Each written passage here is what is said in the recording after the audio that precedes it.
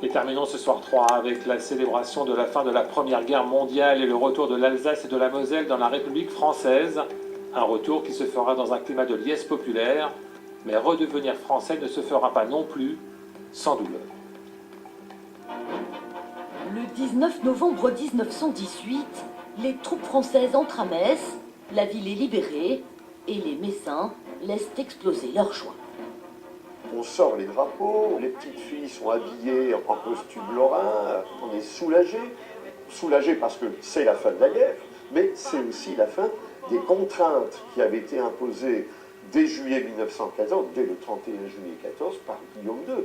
La dictature, la pénurie, l'interdiction de parler français. On n'avait pas le droit de parler français dans les rues. Les Messins vont alors exprimer leur haine vis-à-vis de l'Allemagne impériale en démolissant une à une les statues des souverains allemands. La République française est de retour à Metz. Le 8 décembre, le président Raymond Poincaré et le président du Conseil Georges Clemenceau sont acclamés, mais très vite, les espoirs vont être déçus. Un des espoirs qui a été déçu, c'est que du jour au lendemain, le poilu français, il allait venir non seulement nous libérer, mais il allait nous ramener aussi à manger. Et ça ne s'est pas fait aussi vite que ça, parce qu'il a fallu réadapter l'économie qui était tournée vers l'Allemagne, vers la France. Il y a eu donc des tickets de rationnement en cours jusque dans les années 1920. Alors la population mosellane et alsacienne s'interroge. Ils ont le sentiment, par exemple, qu'on les considère comme des Français de seconde zone.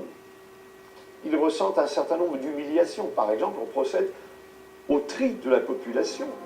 Existent alors 4 catégories de citoyens, A, B, C ou D, fonction de la filiation et du patriotisme, avec pour certains des restrictions de déplacement, de profession et un taux de change plus ou moins favorable.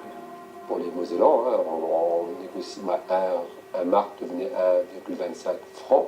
Pour ceux qui étaient détenteurs de la carte modalité, ils avaient le droit à 0,80 mark. Partagée entre 2 patries et 2 cultures, la population a du mal à s'adapter aux nouvelles lois.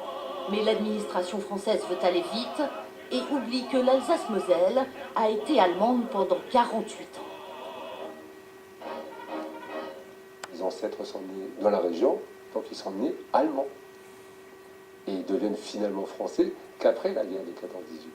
C'est pas qu'ils redeviennent français, c'est qu'ils deviennent français.